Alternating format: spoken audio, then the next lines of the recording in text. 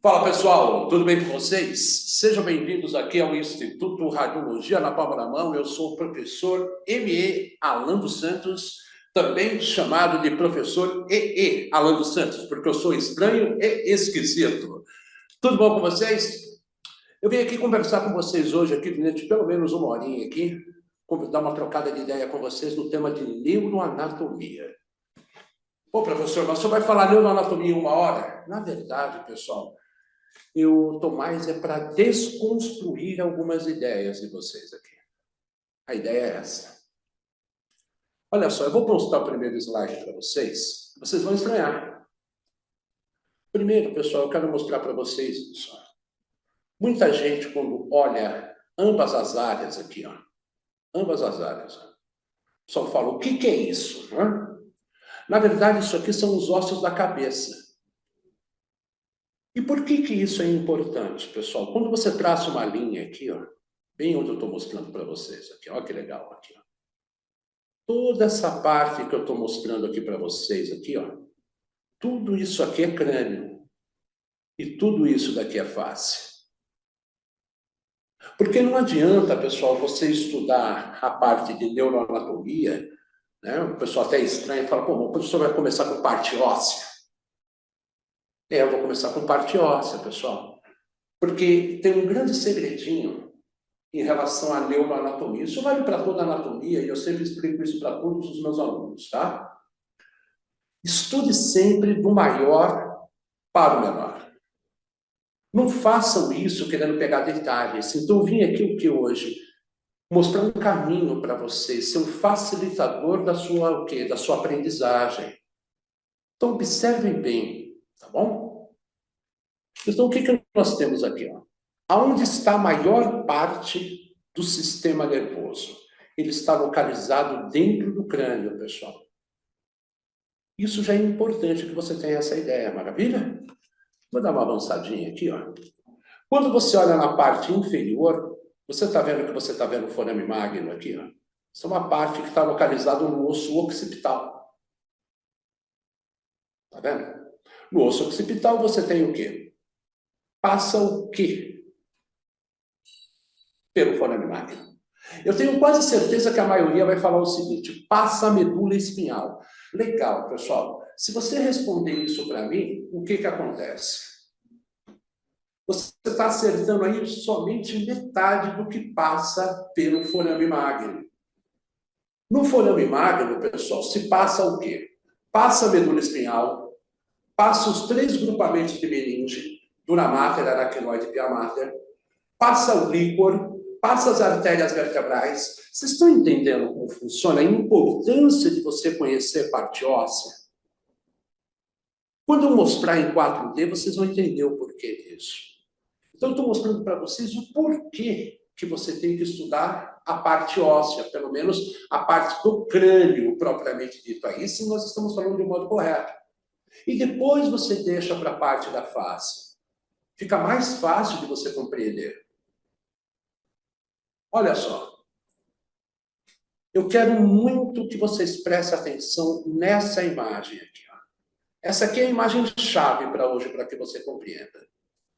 Eu quero que você veja que aqui nós temos um osso frontal, aqui nós temos um parietal, aqui um occipital, aqui um osso temporal e aqui o estenoide. E aqui eu tenho o etimoide também, olha só. São os ossos que fazem parte do crânio. Vocês estão vendo que corte que é esse daqui, ó? Isso é um corte feito no modo sagital, no que a gente chama de plano médio sagital. Olha o motivo. O que vocês estão vendo ali? Eu estou cortando desse jeito aqui, ó, virando e tirando essa área aqui para você. É isso que você está vendo nesse slide aqui, ó. E agora, olha que coisa interessante. Você está vendo que você tem uma fossa aqui, ó? Eu poderia chamar de fossa anterior, uma fossa média e uma fossa posterior. É nesta área que está localizado o quê? A maior parte do sistema nervoso, principalmente o sistema nervoso central. Interessante, né? Esse corte que vocês estão vendo aqui, ó, é um corte que eu estou vendo fazendo desse modo aqui, ó, o corte coronal e retirando essa frente aqui. Para que vocês tenham essa comparação, só para que vocês vejam a importância da parte óssea. Então, claro, eu estou só dando uma demonstrada aqui para vocês. Vocês estão vendo essa pequena ponta aqui, ó? Isso aqui é a crista galli. É a parte superior, o quê? Da lâmina crivosa, onde nós temos o quê aqui, ó? O osso etimoide. Muita gente pergunta, né? Para que serve a crista galli, né? Para que você tenha uma ideia, pessoal, tá vendo aqui, ó? Eu tenho uma meninge, a dura mater, ela dá toda a volta aqui, ela se prende uma boa parte aqui na frente, aqui, ó. Então, não é somente saber que a parte óssea, somente a parte óssea, nós temos o quê? Ela só serve para proteger o sistema nervoso. Não, ela tem outras funções. Guarda bem isso antes de você começar a estudar a parte de neuroanatomia propriamente dita. Mais uma vez mostrando para vocês aqui, ó. Este osso que você está vendo aqui é o occipital, que você consegue ver aqui, ó. Toda a parte do osso occipital aqui. Forame magno propriamente dito. Aqui você tem uma parte do clivo, tá vendo aqui, ó? E aqui é a parte da cela turca ou cela túrcica. Ah, todo mundo sabe que aqui tem o dorso da cela. Legal, você tem o dorso da cela. Mas o que é que eu tenho aqui dentro? Eu tenho uma glândula aí, eu tenho uma glândula chamada hipófise. Olha como eu já estou falando do sistema nervoso. E essa hipófise ela é dividida em duas áreas, uma área anterior, uma área posterior, que eu vou mostrar daqui a pouco para vocês. Chamada de neurohipófise anteriormente. Pessoal? Desculpa, adenohipófise anteriormente, neurohipófise posteriormente, e ela está alojada ali dentro. Então, guarda isso, pessoal. Guarda muito bem essa informação, tá? Para que você saiba que nós temos o quê? Que estudar, basicamente, os ossos da cabeça. De preferência, começa pela parte dos ossos do crânio. Legal?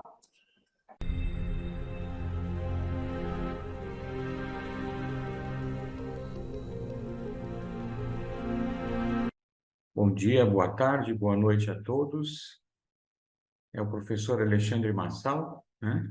E hoje vamos com a primeira parte da aula com o tema neurofisiologia, né? Pelo Instituto de Radiologia na palma da mão, né? Bom, para começar, nós vamos falar sobre neurofisiologia, tem que falar sobre os atores principais, né? A unidade funcional do sistema nervoso é o neurônio, né? O neurônio pode ter diversos tipos e formatos, mas, basicamente, nós temos dois grandes tipos básicos de neurônios. Esse primeiro aqui, que eu estou circulando, né, é um neurônio chamado unipolar. Unipolar porque seu corpo celular, né, está numa das extremidades, né? Ao redor dele, nós temos os dendritos e um enorme prolongamento chamado axônio, com um terminal axonal na outra extremidade. Ao longo desse axônio, nós temos o que se chama de bainha de mielina. As bainhas de mielina conferem velocidade aos neurônios, né? Existem muitas doenças chamadas desmielinizantes, né? Que geram uma perda da velocidade de condução do sinal elétrico, né? Causando diversos desajustes, e aí dependendo do tipo de neurônio que estamos falando, né? Neurônios motores causarão sintomas motores, sensoriais causarão parestesias, cognitivos poderão prejudicar a esfera do pensamento, né? Entre outros tipos de distúrbios, né? Quando afeta o cerebelo, pode prejudicar o equilíbrio, né? Enfim, a bainha de mielina é um ponto importante da discussão dos neurônios, né? Ela é formada por um conjunto de células chamadas células da glia. Existem dois tipos de células da glia formadoras de bainha de mielina. No sistema nervoso central, a célula da glia que forma a bainha de mielina é o oligodendrócito, e no sistema nervoso periférico, A célula da glia que forma a bainha de Melina é a célula de Schwann, né? Abaixo também estamos vendo um outro neurônio, é um neurônio bipolar, né? Veja que ele tem dois prolongamentos axonais mielinizados e em cada extremidade também temos os dendritos num dos lados e no outro lado o terminal axonal, né? Então, são esses os dois grandes tipos básicos de neurônios. Mais de perto aqui, estamos vendo a região mielinizada, né? E há espaços entre as bainhas de melina que são chamadas de nódulos de Ranvier. Os nódulos de Ranvier são os locais onde a condução saltatória do potencial de ação ocorre, né? Entre os nós de Ranvier, né? Mais à frente estamos vendo aqui a direção do impulso elétrico, né? Eles sempre começam numa região aqui chamada de dendritos, né? Então, essas regiões, mesmo em neurônios bipolares, como vocês estão vendo aqui, né? As reuniões, a atividade elétrica é captada pelos dendritos, correm ao longo do axônio e vão até o terminal axonal. É sempre essa mesma direção, mesmo o neurônio sendo unipolar, bipolar e classicamente multipolar, né? Aqui estamos vendo um fenômeno interessante que é a regeneração dos neurônios, né? Neurônios não podem duplicar, eles não têm capacidade de regeneração do tipo mitótica. Então, como eles conseguem recuperar parcialmente a função, né? Então, estamos vendo aqui numa figura hipotética um neurônio periférico, de um nervo periférico, porque aqui temos células de Schwann, ele está inervando uma fibra muscular esquelética, então é um neurônio motor, e houve uma lesão de raiz nervosa motora, né? Veja que a porção distal deste axônio se degenera, né, fagocitada e destruída, e um novo prolongamento axoplasmático com novas bainhas de melina se formam no local, numa forma de crescimento, até o restabelecimento da antiga conexão, né? Então, os neurônios não se replicam por mitose, mas podem regenerar as suas extensões axonais, né? É interessante notar que no sistema nervoso central, como havia dito, a célula da glia que forma a bainha de melina é um tipo especial, chamado oligodendrócito. E o aspecto interessante aqui é que um oligodendrócito pode se projetar para diversos eixos axonais e produzir diversas bainhas de mielina, né? O que não ocorre em neurônios periféricos, em nervos periféricos. Cada bainha é uma célula de Schwann. No sistema nervoso central, várias bainhas são formadas por uma única célula da glia, um único oligodendrócito. As doenças que afetam neurônios periféricos, que desmielinizam bainhas de melina em neurônios periféricos, afetam a célula de Schwann, né? Já em neurônios centrais, afetam as células de oligodendrócitos. Uma dessas doenças muito importantes que afetam a bainha de melina de oligodendrócitos é a esclerose lateral amiotrófica, né?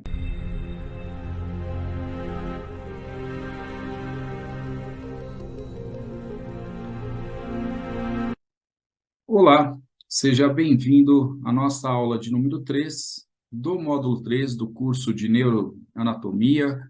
Hoje vou discutir neuroimagem, abordaremos parte anatômica, patológica e, por último, farei uma parte de pós-processamento, onde vocês terão uma noção como que nós chegamos no resultado da imagem, como que nós trabalhamos cada parte do exame, pensando no pós-processamento. Então, é uma aula bem dinâmica, espero que vocês gostem. Sou o professor Rafael Ruiz, e agora nós vamos abordar anatomia por ressonância. Então, vamos passar pelo primeiro slide, que eu quero apenas orientá-los, que em um dos módulos nós temos um bônus com 3 videoaulas. Uma aula de anatomia, onde eu falo da parte de tomo, inclusive janela óssea, janela para partes moles. E eu disponibilizei também um conteúdo sobre neuropatias. Aproveitando que este conteúdo já está disponível na plataforma, este momento eu vou abordar a parte de ressonância que nós não temos como bônus. Então, a minha aula de neuroimagem será voltada em cima da imagem de ressonância. Na sequência, vou abordar neuropatias e, por último, parte de pós-processamento. Bom, esta é uma imagem por ressonância, corte axial, imagem ponderada em T2. Depois eu vou explicar um pouquinho sobre este conceito. Ponderação da imagem, T1, T2, que vocês consigam diferenciar estas principais características imaginológicas de acordo com a duração do pulso de radiofrequência.